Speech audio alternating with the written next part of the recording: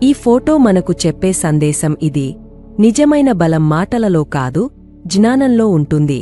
మనం మా మాటలను జ్ఞానంతో శోభనం చేయాలి. గుర్తుంచుకోవాల్సిన సందేశం: ప్రతి ఒక్కరూ ఈ చిత్రంలోని సందేశాన్ని తమ హృదయంలో నిక్షేపించాలి. మనం ఎక్కువ మాట్లాడే ప్రవృత్తిని మార్చి జ్ఞానాన్ని సంపాదించాలి. ఈ చిత్రం మనకు ఒక మిర్రర్ను చూపిస్తుంది. మనం మా మాటలతో ఆత్మవిశ్వాసాన్ని చాటుకుంటున్నామా, లేక అవసరం లేని మాటలతో మన సమయాన్ని వృధా చేస్తున్నామా? మనం మా ఆలోచనలను, మా జ్ఞానాన్ని ఆరోగ్యంగా ఉంచుకోవాలి. మార్గం మరియు పరిష్కారం: ఈ సమస్యను అధిగమించడానికి మనం ఒక మార్గం ఎంచుకోవాలి.